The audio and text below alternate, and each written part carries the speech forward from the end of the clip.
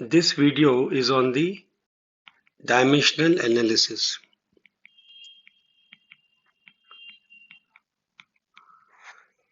So first of all, we should know what is the meaning of a dimension. The dimensions of a physical quantity are defined as the power to which the mass, length and time must be raised so that we will get the unit of that physical quantity. For example, we have a physical quantity, say force. We know that the force is given by the product of mass and the acceleration. Now we know the unit of mass is kg and the unit of acceleration is meter second to the power minus 2. Now if I want to write the dimension of force, keeping in mind the fact that the dimension of mass is m, the dimension of length is l, and the dimension of time is t. So the dimension of force will become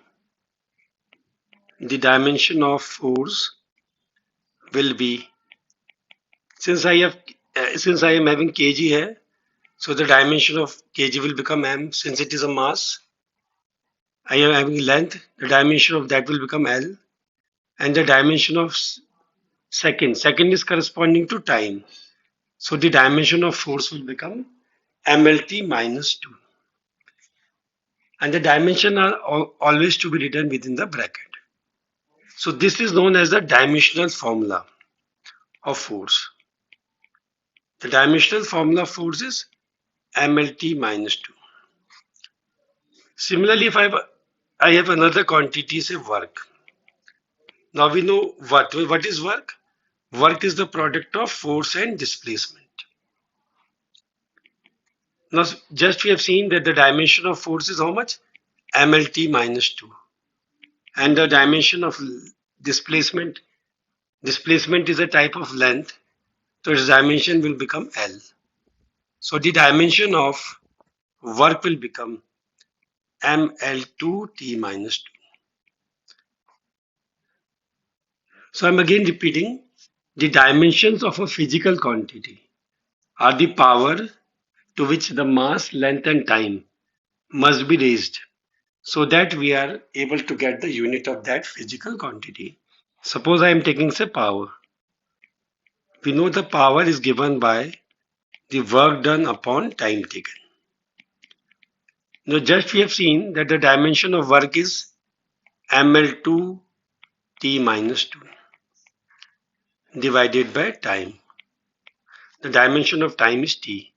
So the dimension of power will become ml2 t to the power minus 3. So what is the power of m? 1. The power of L is 2 and the power of T is minus 3. और जैसा मैंने अभी आपको बताया था कि dimension का मतलब क्या है कि मास, लेंथ और टाइम को हम क्या पावर दें, मतलब जैसे हम 1 दिए, हमने 2 दिए या माइनस 3 दिए, ताकि हमें उस चीज की यूनिट मिल जाए. अब वर्क की यूनिट होती है जूल, टाइम की यूनिट होती है सेकंड. तो अगर मैं इसको यूनिट के टर्म्स में देखूं तो जूल अपॉन सेकंड हो गया. अब जूल क्या होता है? जूल हमें जो मिलता है, अगर हम यहां से देखें, जूल का फॉर्मूला है फोर्स इनटू डिस्प्लेसमेंट. तो अब अगर हम फोर्स न्यूटन में मेजर कर रहे हैं, डिस्प्लेसमेंट मीटर में मेजर कर रहे हैं, तो Newton into metre upon second. और न्यूटन कितना है? न्यूटन की यूनिट क्या होती है? अगर हम यहां से देखें, न्यूटन का हमने देखा था K G metre per second square. तो अगर इसको मैं यहां लिख दूं K G metre per second square into metre upon second. अब ये सेकेंड ऊपर चले जाएगा तो K G metre square second to the power minus 3. अब अगर हम इन दोनों को कंपेयर करें, ये इसकी यूनिट है ये इसका डायमेंशन है। तो यहाँ पे kg की पावर कितनी 1 है, यहाँ पे m की पावर 1 है, यहाँ पे मीटर की पावर 2 है, यहाँ पे लेंथ का डायमेंशन की पावर भी 2 आ रही है, यहाँ पे टाइम की पावर -3 है, यहाँ पे टाइम की पावर -3 आ रही है। तो जो हमारी डेफिनेशन है डायमेंशन की, तो डायमेंशन किसी भी फिजिकल क्वांटिटी की वो पावर है जो हमें मास, लेंथ और टाइम को देनी पड़ती है ताकि हमें उस चीज की यूनिट मिल जाए। अब ये जो डायमेंशंस है, इस कई ऐसी क्वांटिटीज होती हैं जिनके डायमेंशन सेम होते हैं, जैसे वर्क और एनर्जी। वर्क और एनर्जी दो ऐसी क्वांटिटीज हैं जिनकी एनर्जी सेम है, इनका डायमेंशन सेम है, इनकी यूनिट भी सेम होती है जूल दोनों की, और डायमेंशन फॉर्मूला भी दोनों का सेम है। दोनों का डायमेंशनल फॉर्मूला होता है ml2t-2। ऐसी एक दो क्वांटिटीज और भी हैं, जैसे प्रेशर। प्रेशर है, एक होता है स्ट्रेस, और एक होता है यंग्स मॉड्यूलस ऑफ इलास्टिसिटी। इन सबके भी अगर हम डायमेंशन देखें तो सबके बराबर आएंगे, क्योंकि प्रेशर का फॉर्मूला होता है force upon area. The pressure is given by force upon area, और हमने अभी देखा था फोर्स का डायमेंशन क्या होता है ml/t-2, एरिया का डायमेंशन l²। ये अगर न्यूमरेटर में चले जाएगा तो हमारे पास आ जाएगा ml-1t-2। इसी तरह जो स्ट्रेस है, स्ट्रेस का फॉर्मूला भी यही होता है फोर्स अपॉन एरिया। तो इसका डायमेंशन भी हम निकालेंगे तो ml-1t-2 होता है।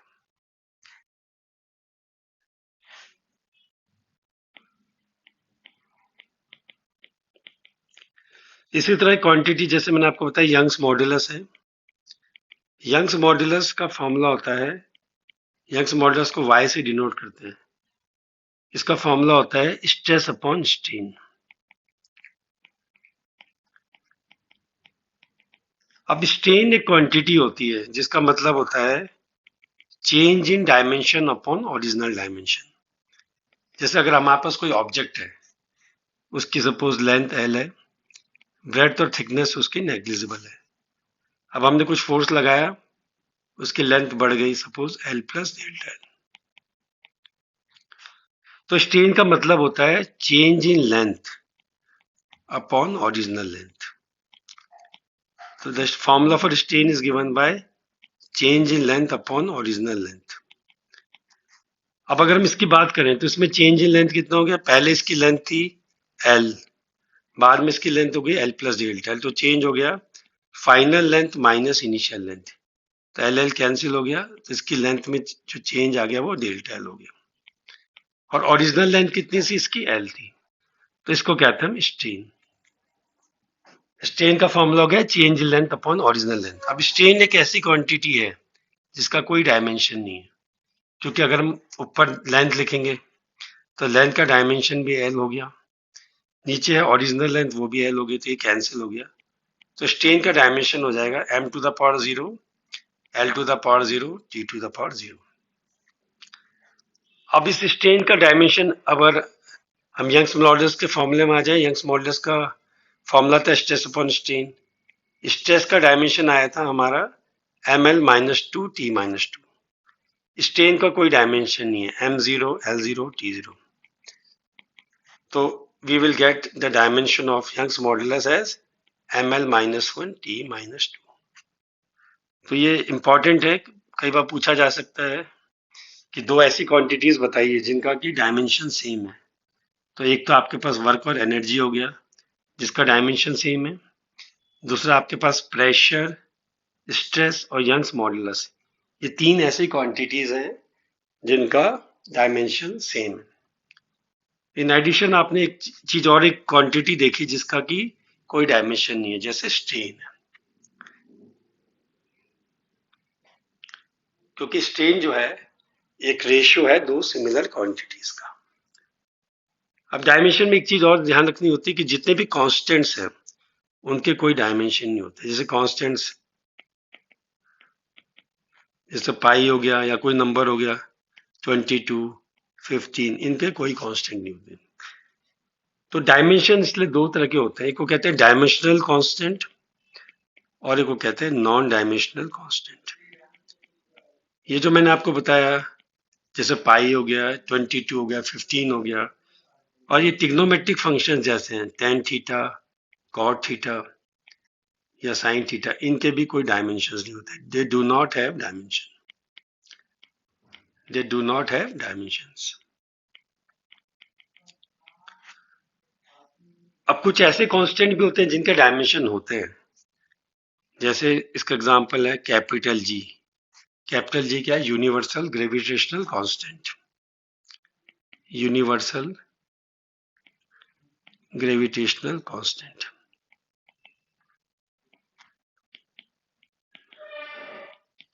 अब अगर हमें यूनिवर्सल ग्रेविटेशनल कांस्टेंट का डायमेंशन निकालना है तो हम इसको न्यूटन्स लॉ ऑफ ग्रेविटेशन से निकाल सकते हैं।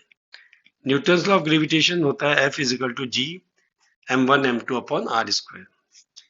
जैसे मान लीजिए अगर हमारे पास दो बॉडीज है, एक का मास m1 है, एक का मास m2, इनके बीच का डिस्टेंस है r। F इनके बीच में ग्रेविटेशनल फोर्स है।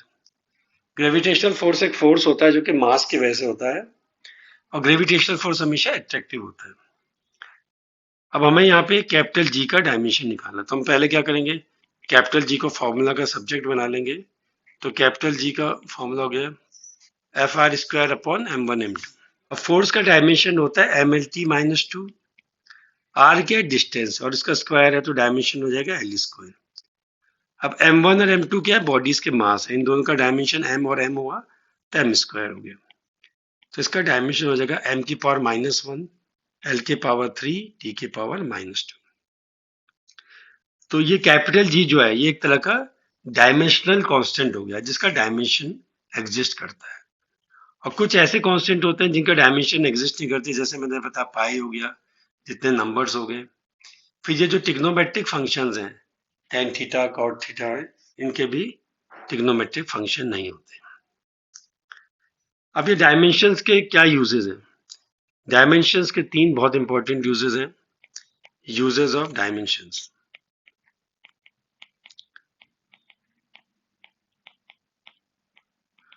सबसे पहला यूज होता है इसका to check the accuracy of a relation. हम डायमेंशन की मदद से कोई भी अगर हमें एक रिलेशन दिया हुआ है तो हम उसकी एक्यूरेसी को चेक कर सकते हैं कि वो डायमेंशनली करेक्ट है या नहीं। तो चेक द एक्यूरेसी और correctness of a given relation. और लोग एक यूज करते हैं principle of homogeneity of dimension.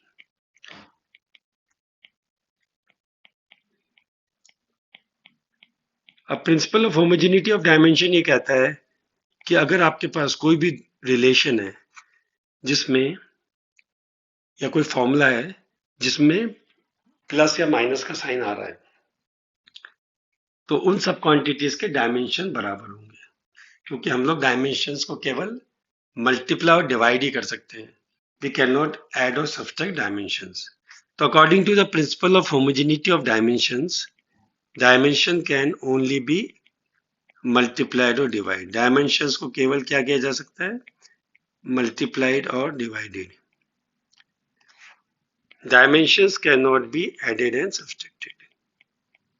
Cannot be added or subtracted. जैसे हमारे पास ये रिलेशन है, first equation of motion v is equal to u plus a T.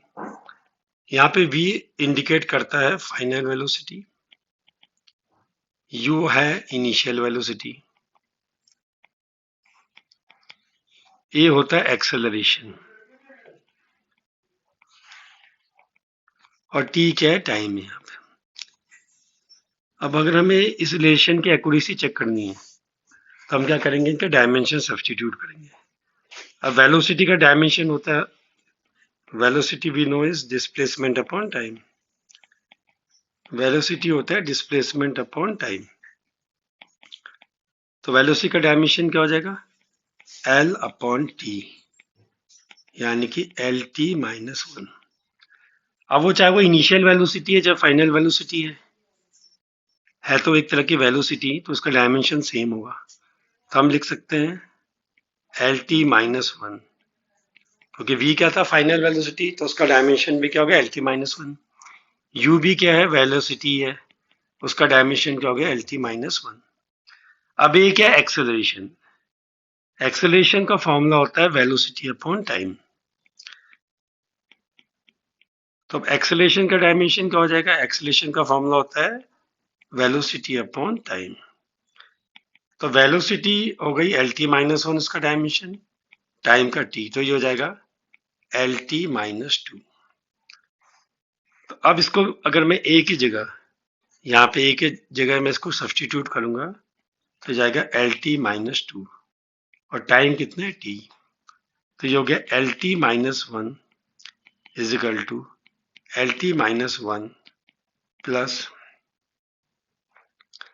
L, ये टी की पावर माइनस टू है, ये टी की पावर वन है, तो माइनस टू प्लस वन, तो हो जाएगा आपका L T minus one is equal to L T minus one plus L T minus one. अब जैसे मैंने आपको बताया था कि डायमेंशंस ऐड और सब्ट्रैक्ट हो नहीं सकते हैं, तो इनके बीच में भी आप देख लो यहाँ पे डायमेंशन तीनों के बराबर है, तो हमारा रिलेशन जो है ये डायमेंशनली करेक्ट है। So the relation is dimensionally correct.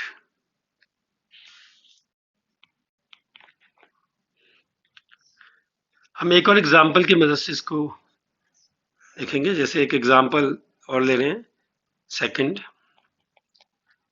F into s is equal to half m v square minus half m u square. यहाँ पे एफ क्या है, फोर्स है, एस क्या है, डिस्प्लेसमेंट, एम क्या है, mass of the body, you और वी तो हमें पता ही है, यू क्या है, इनिशियल वेलोसिटी बॉडी की, वी क्या हो गई है, फाइनल वेलोसिटी।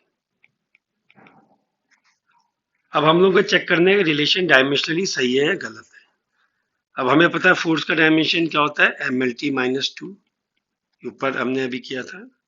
ऐसे डिस्प्लेसमेंट इसका डायमेंशन एल हो गया, नंबर है हाफ, हाफ मैंने बताया था इसका कोई डायमेंशन नहीं है, एम एम मास है तो एम हो गया डायमेंशन इसका, वेलोसिटी का हो गया L T minus one to the power two, again half का कोई डायमेंशन नहीं है, एम का मास का डायमेंशन एम हो गया, इनिशियल वेलोसिटी का हो गया एल टी माइनस वन, क्योंकि चाहे वो इनिशियल वेलोसिटी हो फाइनल वेलोसिटी हो, एक तरह की वेलोसिटी ही है, तो डायमेंशन उसका एल टी माइनस वन ही होगा। तब कितना हो जाएगा, एम, यहाँ पे पावर वन है, यहाँ पे भी पावर वन है, तो वन प्लस वन हो गया टू, टी की पावर माइनस टू, यहाँ पे पावर वन है, यहाँ पे पावर वन है, एम एल, तो one into two this will become two, T की power minus one into two कितना हो जाएगा, again minus two, minus M, one into two two, T to the power minus two. तो हम देख रहे हैं कि तीनों टर्म्स के डायमेंशन बराबर हैं, so the relation is dimensionally correct.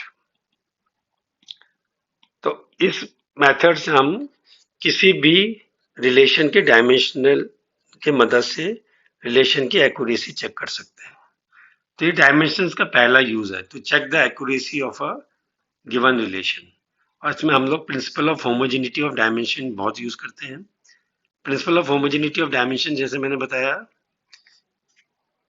कि कहता है कि अगर हमारे पास कोई भी एक रिलेशन है जिसमें क्वांटिटीज के बीच में अगर प्लस माइनस का साइन आ रहा है, क्योंकि हम डायमेंशंस को केवल मल्टीप्लाई और डिवाइड ही कर सकते हैं, तो अगर दो किसी फॉर्मूले में या किसी रिलेशन में, जैसे v is equal to u plus a t देखा हमने, तो उसमें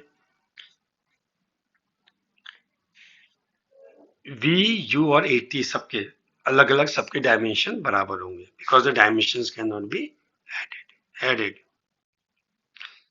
अब इसका जो सेकंड यूज है डायमेंशन का, पहला यूज तो हमने अभी देखा, to check the accuracy of a given relation. Now the second use is to derive a relation between various quantities. To derive a relation between various quantities. लेकिन इसकी एक लिमिटेशन है, ध्यान रखिएगा कि आप डायमेंशन की मदद से तभी रिलेशन निकाल सकते हैं, हम डायमेंशन की मदद से तभी रिलेशन निकाल सकते हैं जब एक क्वांटिटी जो है 3 से ज्यादा क्वांटिटीज पे डिपेंड ना कर रही हो। अगर कोई क्वांटिटी 3 से ज्यादा क्वांटिटीज पे डिपेंड करेगी तब हम इस मेथड से नहीं कर सकते। अब जैसे हमें कोई क्वेश्चन दिया गया है कि एक पार्टिकल है, उस पर जो भी फोर्स लग रहा है, suppose the force F acting on a particle depends upon, ये दिया हुआ है कि डिपेंड कर रहा है 3 चीजों पे। पहले मास ऑफ द पार्टिकल पे, दूसरा वेलोसिटी ऑफ द पार्टिकल पे, और तीसरा डिपेंड कर रहा है रेडियस ऑफ द सर्कल जिस पे भी पार्टिकल मूव कर रहा है।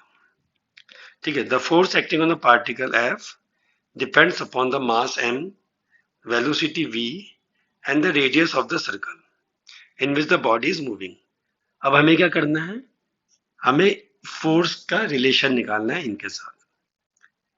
अब फोर्स डिपेंड कर रहा है मास, वेलोसिटी और रेडियस पे, तो सबसे पहले हम क्या लिखेंगे, F को हमने लेफ्ट हैंड साइड में लिख दिया।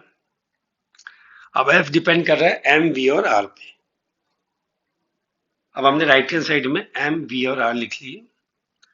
अब हमें इनको कुछ पावर्स देनी, क्योंकि डायमेंशंस हमें डायमेंशनल एनालिसिस से निकालना है इस रिलेशन को।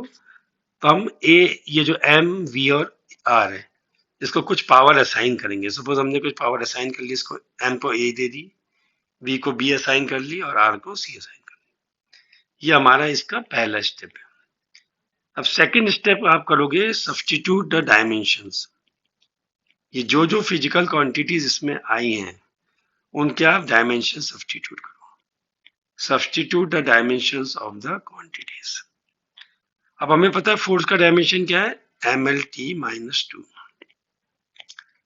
मास का डायमेंशन क्या है, m है। वेलोसिटी का डायमेंशन होता है lt-1। और r क्या रेडियस है, रेडियस एक तरह की लेंथ है, इसका डायमेंशन क्या होता है l, तो l की पावर c। तो पहला स्टेप तो क्या हमने ये लिखा इक्वेशन, सेकंड स्टेप हो गया हमें सबके डायमेंशन सब्स्टिट्यूट करने हैं।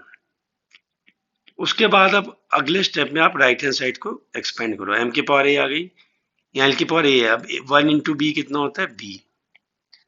यहाँ पे t की पावर -1 इंटू बी, t की पावर -b, और l की पावर c।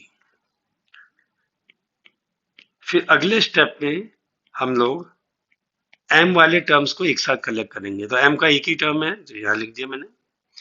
l के हमारे पास दो टर्म्स हैं, l की पावर b और l की पावर c। इसकी पावर b है, इसकी पावर c है, और आपको पता है जब दो टर्म्स का बेस सेम होता है तो पावर ऐड हो जाती है, तो b प्लस c आ गया, और t की पावर -b हो गई। अब नेक्स्ट स्टेप में क्या करेंगे, हम m, l और t की पावर को कंपेयर करेंगे। Compare the powers of m, l and t। अगर आप लेफ्ट हैंड साइड में देखो तो m की पावर कितनी है, 1 है। राइट हैंड साइड में कितनी पावर a है, तो a कितना हो गया हमारा, 1 हो गया। अब आप लेफ्ट हैंड साइड में देखो l की पावर 1 है, राइट हैंड साइड में b प्लस c, तो I can say b plus c is 1। अब आप राइट हैंड साइड में देखो t की पावर कितनी है, सॉरी लेफ्ट हैंड साइड में t की पावर -2 है, राइट हैंड साइड में कितनी है, -b। ये माइनस माइनस कैंसिल हो गया, तो b कितना आ गया, 2 आ गया। तो हमें दो की वैल्यूज तो पता चल चुकी है, a की वैल्यू 1 है, b की वैल्यू c 2 है। अब ये b की वैल्यू हम इस इक्वेशन में सब्स्टिट्यूट कर सकते हैं, तो b प्लस c 1 हो गया, तो 2 प्लस c 1 आ गया, तो c की वैल्यू आ गई 1 - 2 यानी कि -1।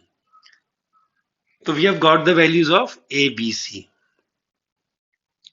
अब ये जो a, b, c की वैल्यूज आई हैं, इसको आप तो substitute the values of a, b, c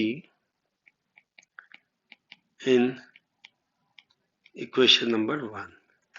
तो f का फॉर्मूला आ जाएगा m to the power 1, v to the power 2, r to the power -1। तो f का फॉर्मूला हो गया mv² अपॉन r। अब जब भी हम प्रोपोर्शनलिटी का साइन हटाएंगे तो एक कांस्टेंट आता है, तो हम इसको कांस्टेंट को के लिख रहे हैं। तो ये हमारा रिलेशन आ गया, f is equal to k m b square upon r, where k is the proportionality constant.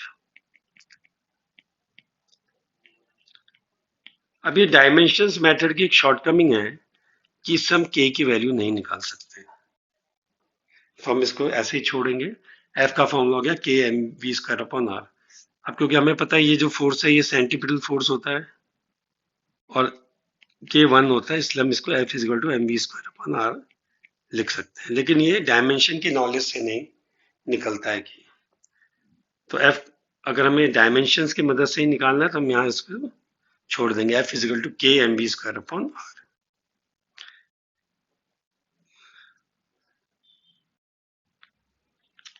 इसका एक और एग्जांपल मैं बता रहा हूँ आपको, लेकिन इसके स्टेप ध्यान रखिएगा।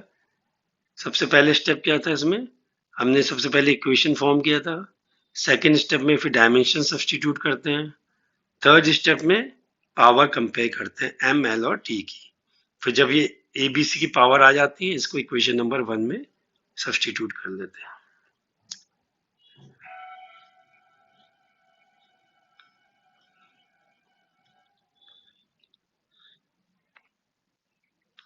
इसका एक और एग्जांपल जैसे मैं बोल रहा हूँ कि the viscous force F acting on a drop depends upon, ये दिया हुआ है कि जो विस्कस फोर्स है 3 चीजों पे डिपेंड कर रहा है। ये नीटा बोलते हैं इसको, नीटा है कोफिशिएंट ऑफ विस्कोसिटी।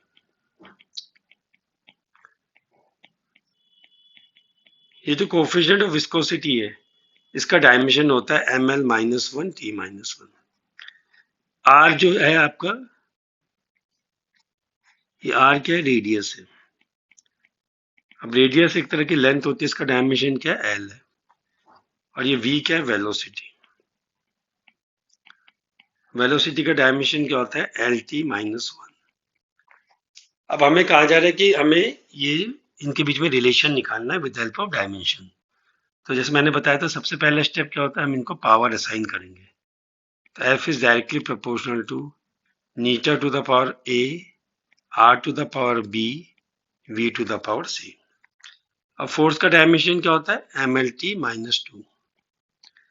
विस्कोसिटी का डायमेंशन मैंने बताया, कोफिशिएंट विस्कोसिटी का M L minus one T minus one. Power क्या गई, ए। रेडियस का एल, वेलोसिटी का एल टी माइनस वन। तब क्या आ जाएगा आपके पास, M L T minus two is proportional to, यहाँ पे क्या पावर है, वन है, यहाँ भी वन है, यहाँ भी वन है। तो M to the power A, L to the power minus A, T to the power minus A, L to the power B, L to the power C, T to the power minus A. तो M L T minus two किसके proportional हो गया, M की power यहाँ पे ए। अब अगला step मैंने आपको बताया था कि आप एम की पावर्स को एक साथ लोगे, तो एम की पावर तो यहाँ पे एक ही है, एक ही है। एल की power minus A plus B plus C. T की पावर क्या है, माइनस ए माइनस सी। आ गया। अब अगला स्टेप क्या मैंने बताया था, compare the power of M L T. किसकी पावर कंपेयर करोगे आप, एम एल और टी की। अब लेफ्ट हैंड साइड में एम की पावर कितनी है, वन है। राइट हैंड साइड में ए है, तो ये हमारा वन आ गया। लेफ्ट में एल की पावर वन है, राइट में है minus A plus B plus सी। अब अगर हम टाइम को देखें, लेफ्ट में टी की पावर है माइनस टू, यहाँ पे माइनस ए माइनस सी। तो यहाँ से हमारे पास ए वन आ गया। अब ए की वैल्यू अगर हम वन यहाँ रखेंगे तो minus two is equal to minus one minus C. फिर माइनस वन को इधर ले आइए, तो माइनस टू प्लस वन हो जाएगा माइनस सी। तो माइनस सी हो गया माइनस वन, तो सी भी आपका वन आ गया। अब आपके पास ए की वैल्यू भी आ गई है, सी की वैल्यू भी आ गई। इन दोनों को इन इक्वेशन में रख दीजिए, तो हो जाएगा one is equal to minus A plus B plus C equation. तो one is equal to minus one plus B +1, 1 से 1 कैंसिल हो गया, ये 1 दूसरी तरफ जाएगा तो b भी 1 हो गया। तो हमारे पास तीनों के तीनों a b c की वैल्यू 1 आ गई है। अब हम इसको इस इक्वेशन नंबर 1 में सब्स्टिट्यूट कर सकते हैं। तो f का फॉर्मूला आ जाएगा डायरेक्टली प्रोपोर्शनल टू नीटा की पावर 1, r की पावर 1, v की पावर 1। तो f का फॉर्मूला आ जाएगा k नीटा rv। तो ये हमारे पास फॉर्मूला आ गया with the help of dimensions. तो with the help of dimensions अगर हमें निकालना है तो हम इसको यहीं छोड़ देंगे, लेकिन ये k की वैल्यू वैसे 6 पाई होती है जो कि एक्सपेरिमेंटली निकलती है, और f का फॉर्मूला होता है 6 पाई नीटा rv। ये आगे आप लोग पढ़ोगे, इसको स्टोक्स लॉ भी बोलते हैं। तो this was some examples of the second application, जो कि मैंने बताया था डायमेंशन का सेकंड एप्लीकेशन है to derive a relation between various quantities. अब थर्ड यूज होता है इसका to convert from one system of unit to another system. To convert from one system of unit to convert from one system of unit to another system।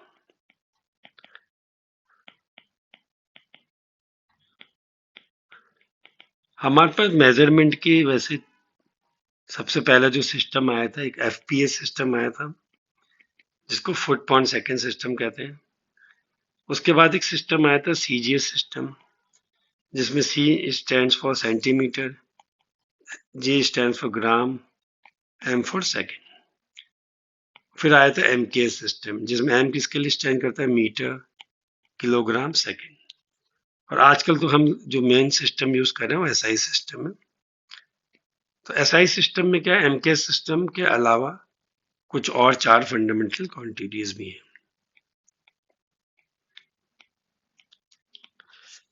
तो अगर कभी भी हमें कोई वैल्यू दे रखी है सीजीएस सिस्टम में, उसको हमें एमकेएस सिस्टम में बदलना है या एमकेएस सिस्टम को सीजीएस सिस्टम में बदलना है, तो हम ये डायमेंशन की मदद से कर सकते हैं। इसका फॉर्मूला होता है n2 is equal to n1 m1 upon m2 to the power a, l1 upon l2 to the power b, t1 upon t2 to the power c। अब यहाँ पे फर्स्ट और सेकंड आपको ध्यान रखना। फर्स्ट मतलब पहला, वन मतलब है वो system whose value is known to you, जिसमें आपको वैल्यू पता है, whose value is given। और टू मतलब system whose value is to be calculated, जिसमें हमें वैल्यू निकालनी है, whose value is to be calculated। M1, L1 और T1, ये M1, L1, T1 जो है ये मास, लेंथ और टाइम की यूनिट है। कौन से वाले सिस्टम में, पहले सिस्टम में। Mass, length and time in the given system. और M2, L2, T2 ये मास, लेंथ और टाइम की यूनिट है उस सिस्टम में जिसमें आपको निकालना है। In the system in which it is to be calculated.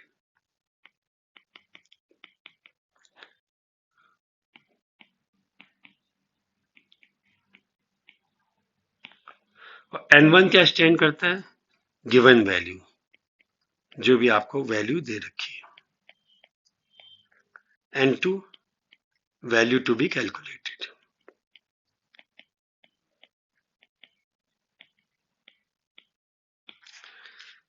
जैसे मान लीजिए हमें दिया है कि 9.980, इससे पहले एक चीज और है एबीसी। एबीसी जो है वो है powers of the dimensions, power of the dimensions of m, l and t respectively। जैसे मैंने कहा, सपोज हमें दिया है स्मॉल जी की वैल्यू, हमें स्मॉल जी की वैल्यू देखिए 980 सेंटीमीटर पर सेकंड स्क्वायर, और हमें कहा जा रहा है इसको कन्वर्ट करिए मीटर पर सेकंड स्क्वायर में with the help of dimension. तो सबसे पहले ये जो वैल्यू है ये हो गई हमारी n1। अब हमें ए बी सी की वैल्यू चाहिए, तो हम डायमेंशन देखेंगे। एक्सेलरेशन का डायमेंशन क्या है? ये चीज लेंथ है, ये चीज टाइम है, तो एल अपॉन टी स्क्वायर हो गया, यानी कि ये हो जाएगा L T minus two. M का कोई डायमेंशन नहीं है, मतलब एम टू द पावर 0। तो ये चीज हमारी ए हो गई, ये चीज बी हो गई, ये चीज सी हो गई। तो ए 0 हो गया, बी 1 हो गया, सी हमारा -2। n1 की वैल्यू हमें पता ही है 980, तो n2 हो जाएगा n1। अगर हम फॉर्मूला लगाएं, n1 हो गया हमारा 980, ए की वैल्यू कितनी है 0, बी की वैल्यू 1, सी की वैल्यू -2, तो हमने रख दी। अब मैंने बताया तो ऊपर वाला सिस्टम होता है जिसमें दिया हो आपको। तो अब ऊपर सबसे पहले मास था, तो यहाँ पे मास का तो कोई टर्म आ ही नहीं रहा है, और वैसे भी यहाँ पावर 0 आ गई। वैसे हमें पता है सीजीएस सिस्टम में मास की यूनिट थी ग्राम, लेंथ की सेंटीमीटर, टाइम की सेकंड। अब हमें इसको किसमें बदलना है? मीटर पर सेकंड स्क्वायर में। तो यहाँ यूनिट आ गई मीटर, यहाँ पे यूनिट सेकंड हो गई, और मास की केजी हो गई। अब हमें पता है anything raise to the power 0 is always 1, तो हमारा n2 कितना हो गया 980 इंटू, ये तो 1 ही हो गया। अब 1 metre is how many centimetre? 100, तो यहाँ 100 आ गया। और इसमें इस सिस्टम में टाइम की तो दोनों में सेम यूनिट है, तो सेकंड से सेकंड कैंसिल हो गया, तो n2 हो गया हमारा 9.8 मीटर पर second square. So this is how we can convert a given the value of a physical quantity from one system to another system. So these were the three uses of the dimensions.